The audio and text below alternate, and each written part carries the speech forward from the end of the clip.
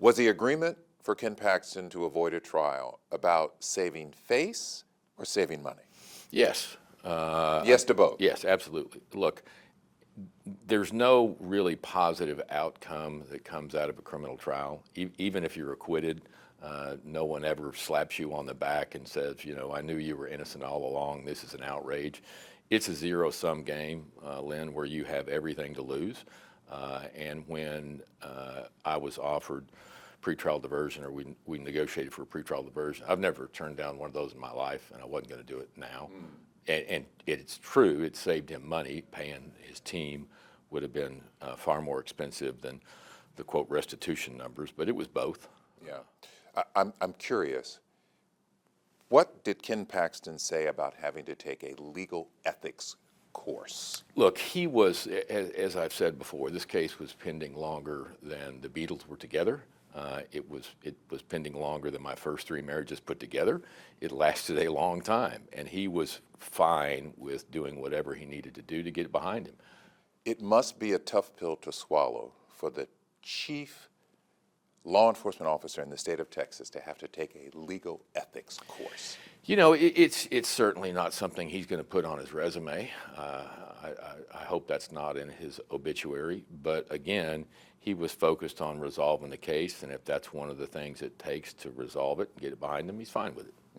I wonder what his words were when the deal was made, when the offer was made. What did he say? Well, what Paxton said was, great, let's get this done. I want to get back to being the Attorney General. I'm tired of fighting this battle. Let's go. You know if he started taking the online course for legal ethics? I don't know. Okay. 15 hours, I believe. 15 hours. I know how I take my online courses, my ethics. I get online and I watch a computer for 15 hours or whatever it is, and I get up. I don't know that he's started that yet, but it'll be soon. He wants to get it behind him. I think, Len, the quicker we comply with those conditions, Mr. Weiss has indicated that he would consider an early resolution of it. So the sooner he gets it done, the better off everybody will be. Do you know if he's paid the $270,000 in restitution? He is not. He is working on that. He's working on that. You've been a lawyer for decades. That kind of experience doesn't come cheap. Has he paid you? He has paid me. He hasn't, like all other clients I've had, he has not paid me enough, but he has paid me. My fees were reasonable, and he's been appropriate. Do you know if he started the community service, 100 hours? He has not. I think he starts that in the next couple of weeks. We're working on where he's going to do that now. Any idea where he'll do that? It'll be in Collin County. He wants to do something that's sort of a community outreach. It'll be, you know, a Habitat for Humanity or a food bank or something like that. You know, a lot of people have a negative image of Paxton. He's a very polarizing figure. You either love him or you hate him. He's really a pretty gracious guy, his public persona notwithstanding. He's pretty easy to get along with, and he's a decent fellow to be around. Spoken like a guy who's been paid, isn't it? Spoken like a guy who's been paid. Let's go to the charges that this agreement, you know, avoided.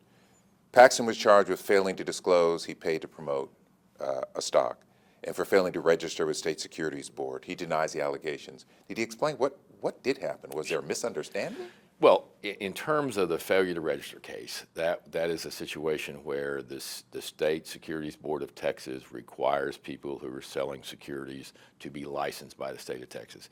He was not licensed by the state of Texas. He was licensed federally, but not state, and he believed that his federal license would cover him, allowed him to sell. It did not. He had a lawyer back 10 years ago who said when the State Securities Board contacted him, just pay the $200 fine. Nothing will ever come of this, and nothing has ever come of that. That is, no one has ever paid a statutory state fine and then been prosecuted criminally, except for one person, Ken Paxton. Why was he prosecuted? Because he's Ken Paxton, because he's the Attorney General. Look, I like Mr. Weiss, I like Mr. Schaefer, they're both friends of mine, but there's no question in my mind that Paxton would have never been prosecuted for any of these offenses, but for the fact that he's Attorney General. He was accused of failing to disclose he was promoting a stock. What does he say about that? He says that he thought everybody was aware of that, and he didn't think there was a requirement to notify those people. There was a parallel, as you may be aware, Len, there was a parallel federal civil case where the allegations were identical. The SEC federally brought suit against Paxton. The federal judge that had jurisdiction on that case, Amos Mazant in Sherman, Texas, ruled that there was no obligation on Paxton to disclose that to anybody, and the case was dismissed. Paxton is a lawyer, obviously. He is. He has an MBA. He is. Can he really claim ignorance? Well, I think what he can claim is he didn't think there was any need to disclose that he was getting a commission, because when you sell securities, you get commissions. So I think he thought it was self-evident that he would be benefiting from them. Ken Paxton seems to have 9 lives. He does. He survived the impeachment, dodged a criminal trial. Yes, sir. What do you make of that? Well, I don't think, but for the fact that he was Ken Paxton, either of those events would have happened.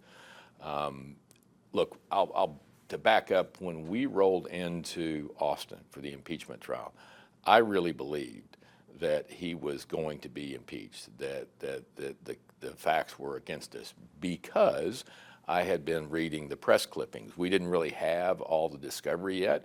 It was discovery by trial. So going in, even though you were defending him, you thought he would be convicted? I did.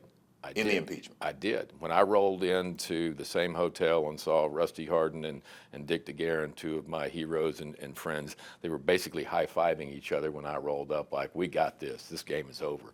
It wasn't until the evidence started to unfold that I thought, there was no investigation in this. They should have never brought these charges in the fashion that they did. They did almost zero investigation. So when the witnesses started testifying, it dawned on me, I'm a slow learner, but it dawned on me that we got a real chance here. We're going to win this thing. My opponents on the other side have decried how political this process is.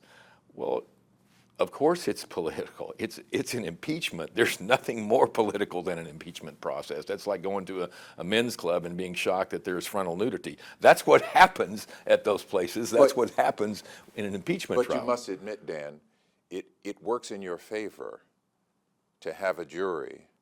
It's almost like being able to pick the jury that are friends of the defendant. That's essentially what happened. Well, were there more Republicans than Democrats in the Senate? Yes, absolutely. Is that a favor? Does that augur towards a good result for Paxton? Sure. But I'm a little frazzled when I keep hearing how political it was, because, again, there is nothing more political than an impeachment trial. We should not be surprised. We should not be surprised. Are we done with the Ken Paxton saga legally? I hope so. Do you know anything about the federal I know, I case? hear rumors, Len, of a continuation of a federal investigation. Those people don't call me up and give me updates. I haven't heard anything lately. I would expect that nothing would happen until at least, if, let's just assume for purposes of this discussion, that the federal investigators or the FBI's intent on charging Paxton. Number one, I'd be disappointed. Number two, I'd be shocked that they did anything before the general election, because if Trump gets elected, I think that would be the first case to be dismissed on January 2nd.